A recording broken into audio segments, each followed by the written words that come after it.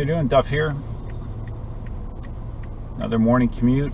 There hasn't been one for a few days, a vlog, because I haven't been driving the Tacoma to work. Actually, this is the first day I've taken the Tacoma to work since the last vlog, which I don't remember when it was. Like Wednesday, Tuesday, I don't quite recall.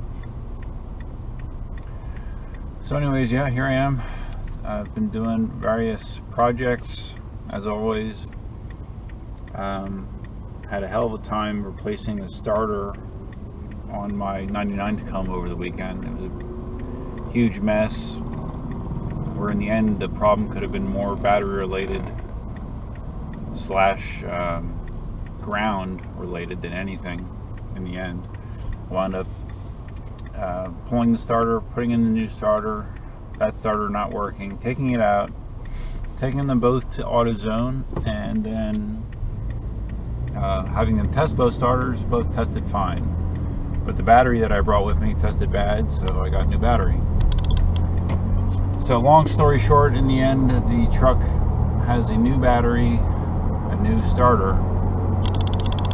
and I'm not 100% convinced that it needed either one, to be honest with you, but it does. So hopefully we're in the home stretch as far as getting the old Tacoma ready to put it up to sell it. The only other thing I want to do yet is hopefully work on the shitty clear coat that's on a good portion of the truck on the passenger side. The truck, evidently, before I owned it, was in an accident, and whoever did the work did a bad job.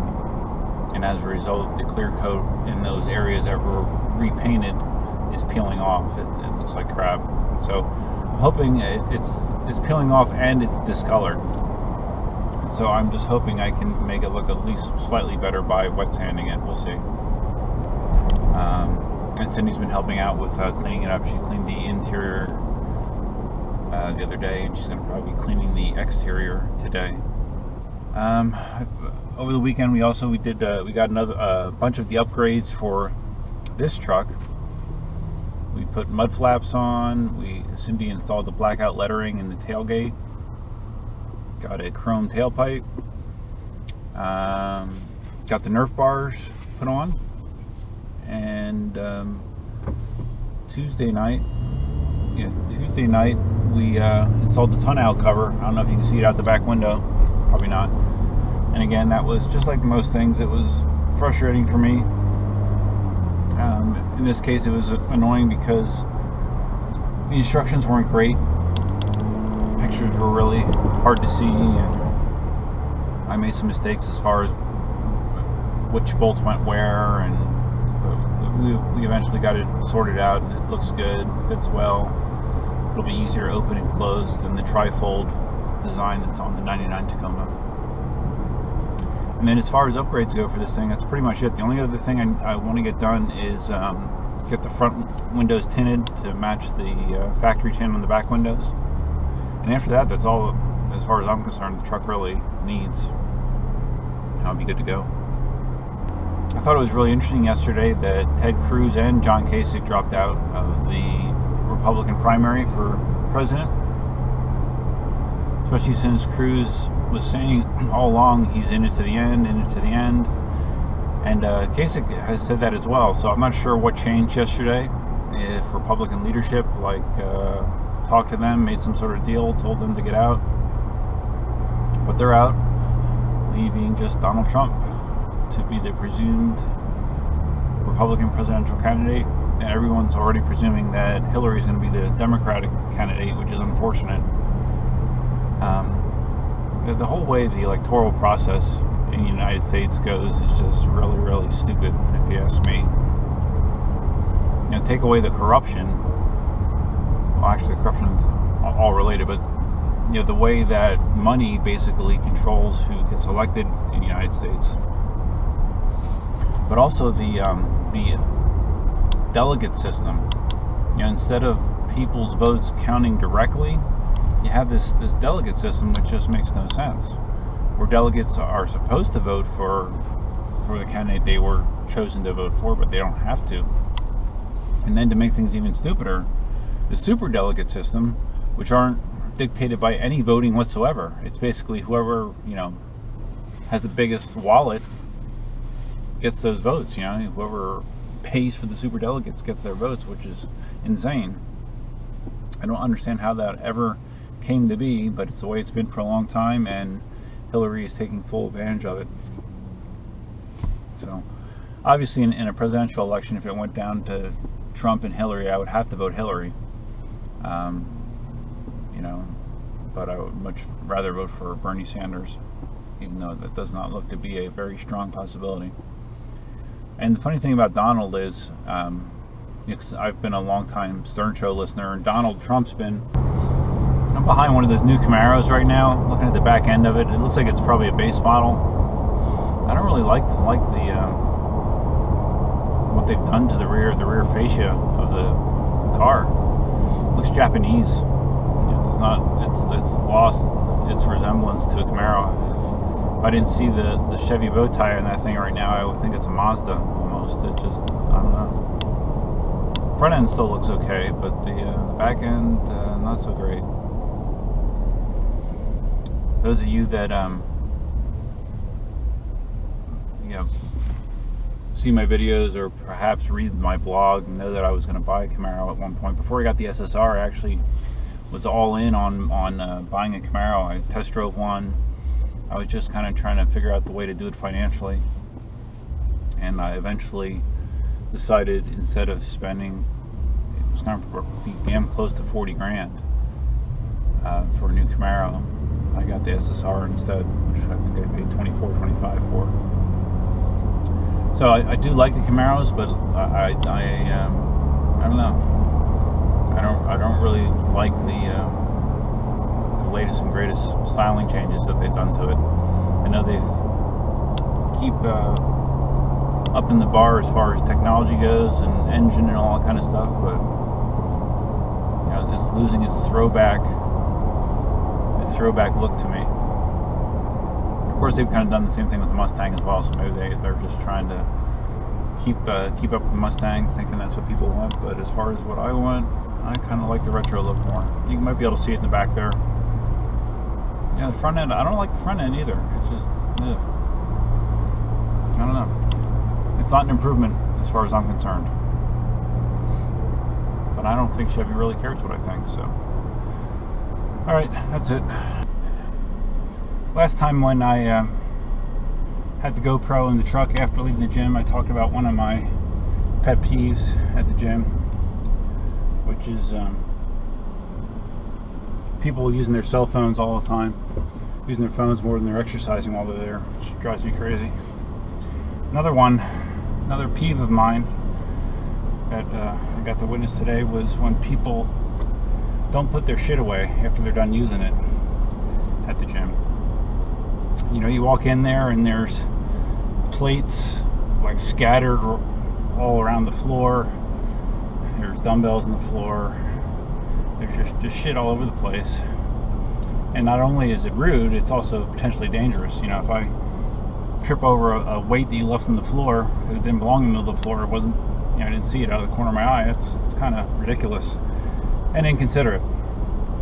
And I just don't understand the mentality, really, of any situation where you have a shared environment, where you're using something that's used by other people, yet you think it's okay to treat it like it's just yours and yours alone, and who gives a shit about who has to use it after you.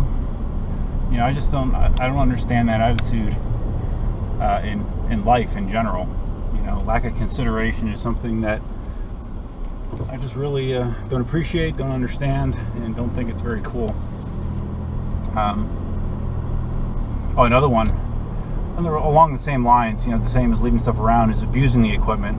Like, we'll have these people that'll, they'll be doing deadlifts, something with a decent amount of weight on the Olympic bar, and they just drop it to the ground. This isn't CrossFit with rubber weights and shit. They'll just drop it to the ground. Sometimes they'll do deadlifts inside the squat rack, and there's a little platform that's just above the level that the weights would be if they were on the ground. So when you do deadlifts in there, the weight, instead of being transferred to the plates, is transferred to the bar. So we have idiots that they'll do their deadlifts and they'll just freaking drop the bar with the heavy weights on either side. It hits those supports, and in turn it bends the bars. You know, they don't have super high quality bars at the gym, but all you gotta do is just basic common sense and not abuse them, and they'd be fine. But as it is, I would say about half the bars in that place, if you try to roll them on the ground, they wobble because they're bent from people abusing them. So anyways, I guess the moral of the story is be considerate. You know, do unto others, do unto other spaces as you would like them to be done unto you. I'm not a religious person, but that's a very true tenet, something that I believe in, and you know, that's it. Just don't be an asshole. It's not that hard. What you're doing, it's commute drive home now. Another long day at the office. On the way home, going home a slightly different way than normal, so I am engaged in lots of traffic. Yeah, Southwest Florida, even though it is small, yeah, the Naples area is small compared to big cities. It does have its own fair share of traffic, even though we are out of season, you know, where all the snowbirds come down and live down here for 6 months when traffic really gets terrible.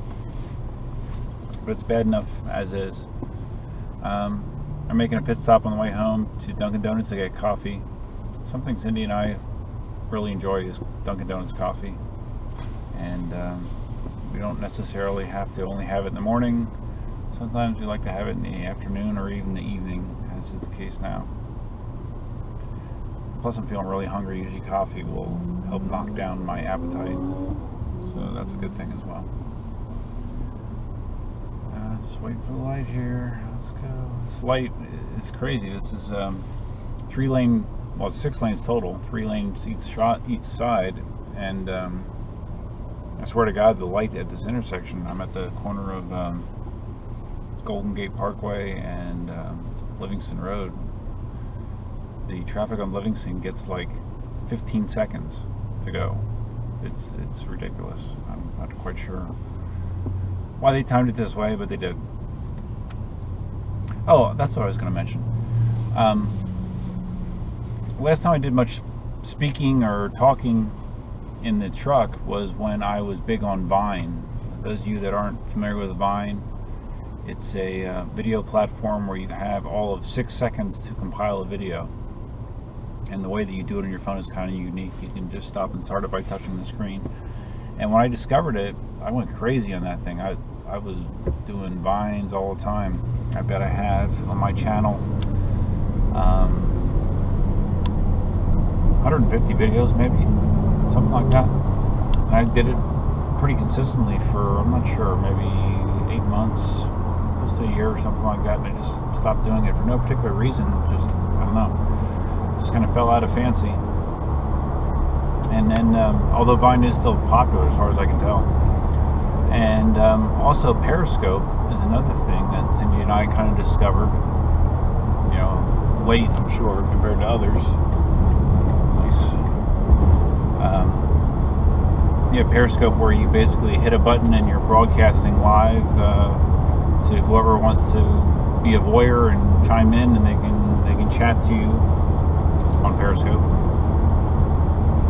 And we did some periscoping when we were traveling out west. Cindy's done some periscoping with her cooking that she does, with some of her exercise stuff. But again, it's kind of fallen off. It just, I don't know. I'm not quite sure why it lost its appeal, but it kind of did. And just, I can't tell you the last time I periscoped, probably a couple months ago. So, not that you care, but just thought I'd mention that. Okay, so I should be closing in on my coffee destination. There's a ton of Dunkin Donuts down here in Southwest Florida, especially in the Naples area. And the one I'm hitting is right here on Livingston Road, so I'll swing in and fill up. I really am a big fan of the entertainment system that I have in this thing. I paid the $1,500 premium for the premium technology option with this truck. I like the Intune system, the navigation. I like the Qi wireless charging. and the integration with my iPhone. I have an iPhone 6. I can just hold on the button and give Siri commands, and it gets handled through the entertainment system. That's very convenient. You're actually able to receive text messages on the system. If you're driving, you can play them, so it'll actually read the text message to you. You can't actually read it unless you're stopped in the vehicle. It won't show you the text unless you're stopped, which is smart. That's a good thing. But yeah, man, I love the tech in this thing. It's very, very cool. Almost Dunkin Donuts.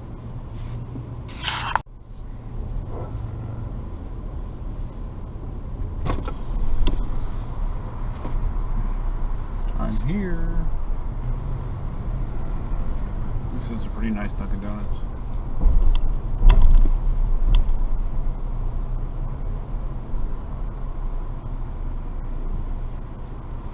Good afternoon, what can I get started for you? Hi, can I have a medium hot coffee with 2 pumps of the French vanilla swirl with extra cream, and then a large hot coffee with cream and sugar? That's it.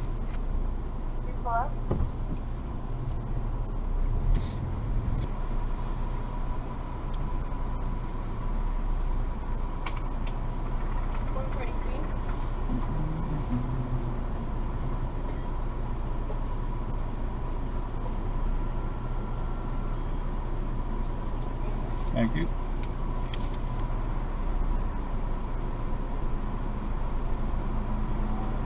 It's so nice out today. Awesome. Thank you.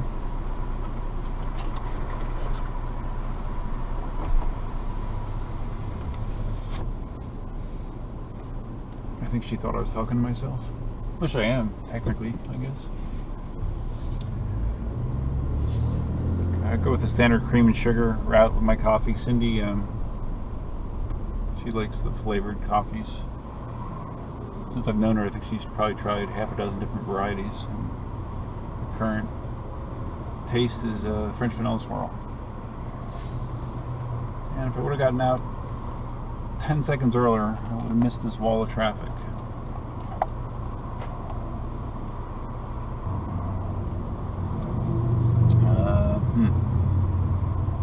Not too good. Maybe it's just not mixed well, but it kind of tastes like brown water to me. It's so frustrating. You know, even though I do prefer Dunkin' Donuts, it seems very, very difficult for them to be consistent with their coffee making, which I don't really understand. It's not so bad. They just have first sip was bad. But I mean, you think it would be simple. You just, you know, you have X amount of coffee for X amount of water. You know, use good coffee, use good water, keep the system clean, and it shouldn't be hard. You know, but what do I know? So anyways, I'm going to turn my podcast back on. Now I'm in the home stretch. Well, not the home stretch, but I'm probably about halfway on my way home, and I will be delivering Cindy her coffee, which will make her very happy. So, unless something else strikes me, that's it for today. And today is Cinco de Mayo, right? I think. Let me see.